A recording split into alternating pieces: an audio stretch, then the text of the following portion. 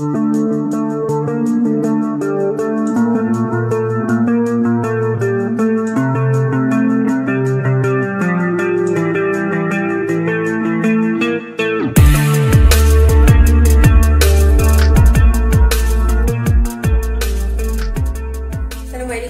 دايرين؟ لاباس عليكم؟ كنتمنى كلكم تكونوا بخير وفي احسن الاحوال.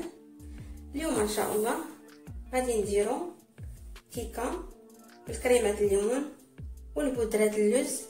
هاد الكيكه كتجينا زوينه وبسيطه ومكوناتها بساط ولذيذه في نفس الوقت، كتجينا معلكه من الداخل بلا دقيق بلا زيت. نبداو على بركه الله. المقادير: عندنا 2 ليمونات كبار، انا سلقتهم من قبل وقطعتهم وطحنتهم في الخلاط الكهربائي. الخلاط الكهربائي تيجيونا على شكل كريمه. عندي 4 البيضات، نحتاج 4 اللوز، 4 اللوز.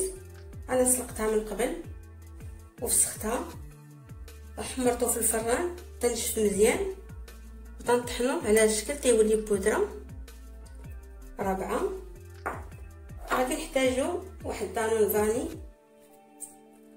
غنحتاجو كاس سنيده العنبه، 2 خمارات حمرين، واحد فانيا، شويه الملحه، 5 المعالق كبار نشا. نبداو على بركه الله.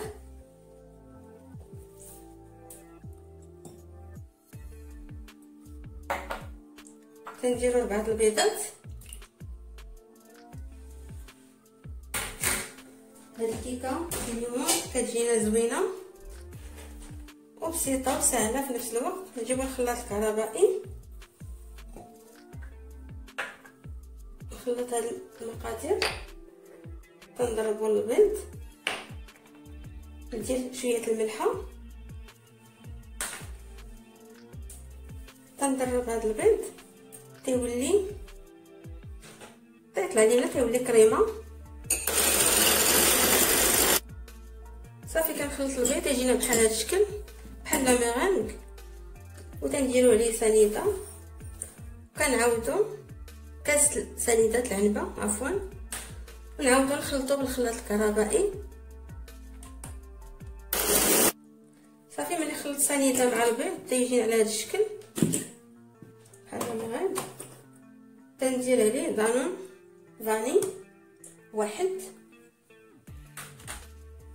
واحد فانيلا،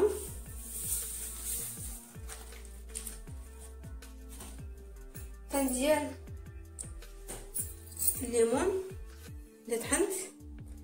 انا درت 2 ليمونات كبار، درت الليمون ديال الماكله، ما نديروش الليمون ديال العصير باش ما يعطيناش الحموضه. كنطحنوه بقشرتو. ملي كيتسلق لينا كنسدو عليه في الكوكوط باش ما ياخذيناش الوقت. هكاك 2 ليمونات صحاح سديت عليهم في الكوكوط اللي طابو، قطعتهم قطع صغار بقشرتهم وطحنتهم وتيجيونا بهذا الشكل هذا على شكل كريمه. تيجي زوين الليمون مع البودره اللوز، تيعطينا ديك النكهه مع دانون فاني وفانيا، تعطينا نكهه زوينه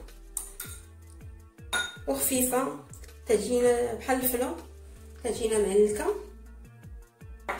نحتاجو النشا بلاتي تنخلط هاد. صافي من بعد ملي درت الكريمات الليمون تنخلط هاد المكونات كلهم ونعاودو نرجعو.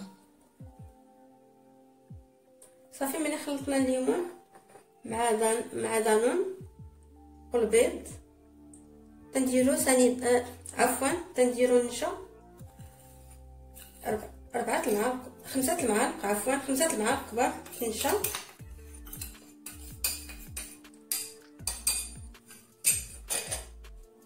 وكندير 2 خمارات حمرين،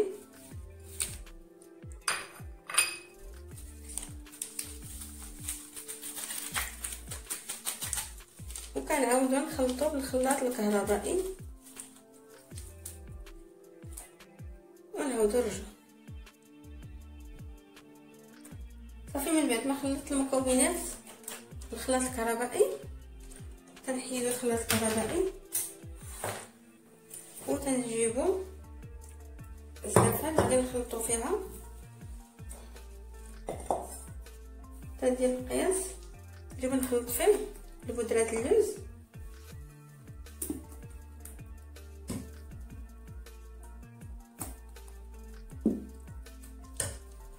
كنجيب الضراب اليدوي كنبقى تندير اللوز شويه بشويه نخلطو. هاد الكيكه كتجينا لذيذه زوينه وبسيطه، وديك القشره الليمون كتواتى مع اللوز. الليمون بالقشره ديالو كيجي متواتي معاه وكتجي خفيفه، كتجينا بحال الفلو، ما تاخذش لينا بزاف الوقت لا في الطياب ولا في التحضير. تاخذ لينا 20 دقيقه، عفوا 20 دقيقه ديال الطياب. تنبقى تندير البودره ديال اللوز شويه بشويه ملي كنطحنوها تتكور لينا، تيحيدو منها هاد الكويرات.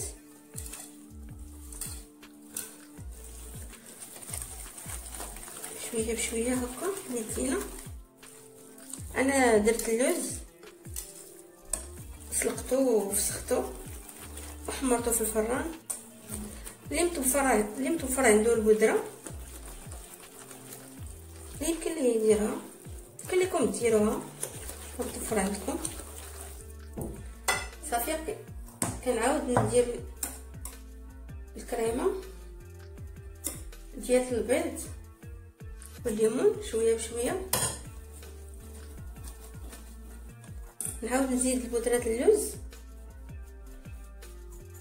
ما تنحتاجوش الخلاط الكهربائي ديال اليد، كافي. باقي ان شاء الله غادي نشارك معكم كيكات بالليمون اشكال مختلفين ان شاء الله. كنتمنى يعجبكم وصفاتي وتدخلوا ليهم وتجربوهم. كنعاود نزيد شويه بشويه.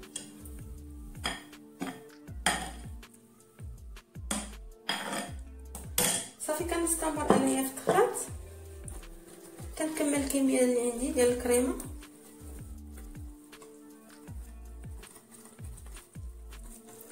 ملي كيتخلط لينا الخليط ديال المكونات تيجينا بهذا الشكل. تنجيبو المول اللي غادي نديرو فيه الكيكه. انا درت هذا المول دهنته بالزيت ودرت ليه شويه تاع الدقيق باش ما تلصق ليناش. انا درت هذا المول، نتوما يمكن لكم ديروا اي مول تفضلوا. صافي وكنفرغ فيه الخليط تيجينا خفيف الخليط وتجينا بحال البونج خفيفه وبنينه. ملي غتجربوها غتعجبكم.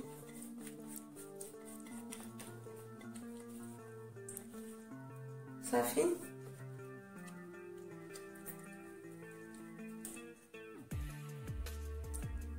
انا شعلت من قبل الفران تيسخن مزيان وكندخلوها كنشعلوه لتحت. كنخليوها 20 دقيقه على عافيه منقوصه.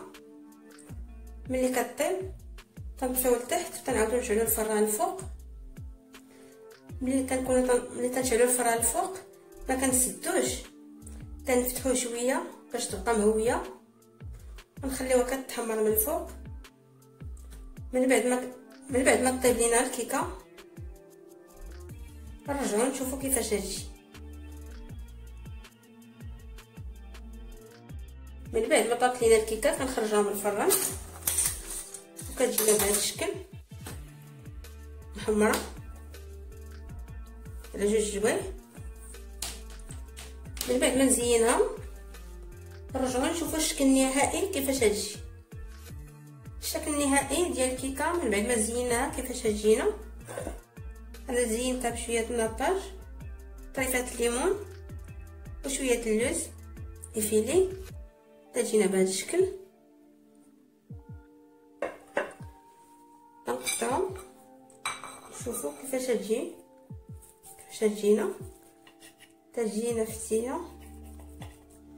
ملي تنكونو كنقطعو بشويه باش ما تهرش لينا.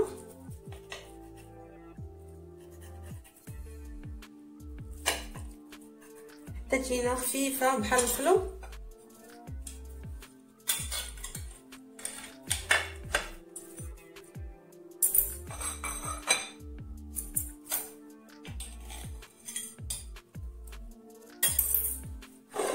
تجينا من الوسط كريمي.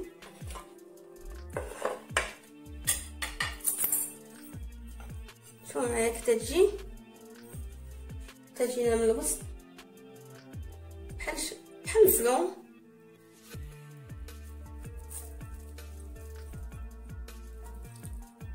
خفيفه بحال شكل الفلو. تنتمنى هذه الوصفه اللي شاركت معكم اليوم ديال الكيكه، الوصفه البسيطه تعجبكم وتجربوها وبصحه والراحه. مع فيديو اخر ان شاء الله.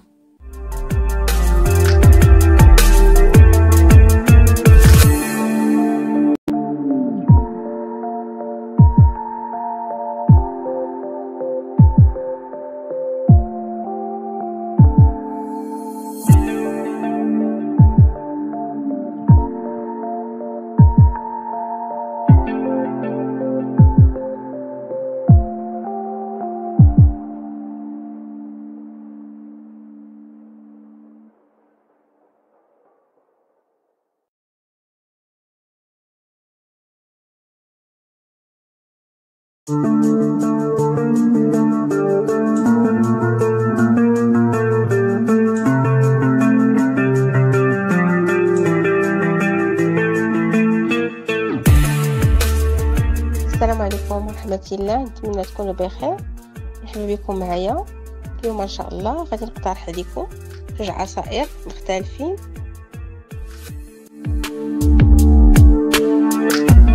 نبداو المقادير ديال العصير الاول. غادي نحتاجو لتر ديال الماء، جوج حبات لافوكا انا قطعتهم من قبل، درت عليهم نص عصير سيترونه، كاس عصير ديال السيترون، كاسه العنبه، قشره ديال السيترونه حكيتها في الحكاكه الغليظه. نحتاجو شويه الكركاع، ونحتاجو 7 الحبات ديال التمر.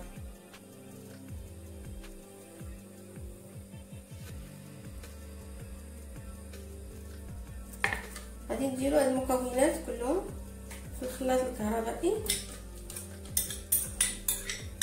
لافوكا تختاروا تكون طايبه ما تكونش قاصحه باش ما عطيناش المراره في العصير. التمر نديرو الكركاع. هاد المكونات كلهم تيتواتاو مع بعضياتهم. ندير العصير السيترون، ندير الماء،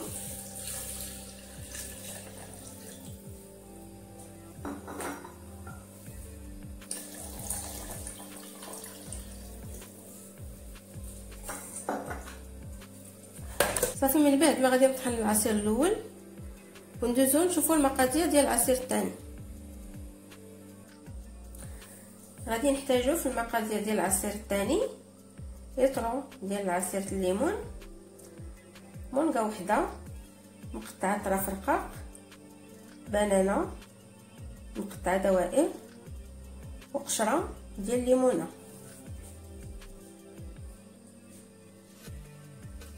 غادي ندير هاد المكونات كلهم في الخلاط الكهربائي. ندير الرمان، نديرو ديال البنان،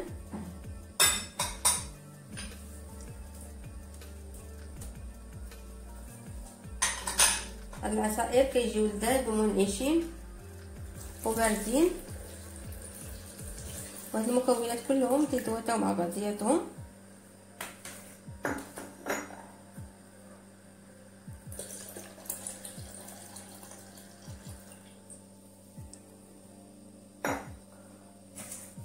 صافي غادي نبداو نخلطو في الخلاط الكهربائي ونرجعوا نشوفوا الشكل النهائي ديال العصائر بجوج كيفاش يجيو.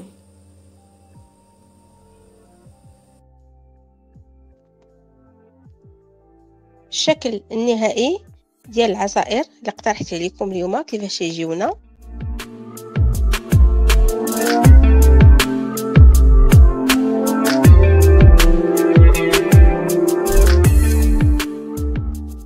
كنتمنى ينالوا اعجابكم وتجربوهم، واللي يعجبو الفيديو يبارطاجيه مع الاحباب باش تعم الفائده.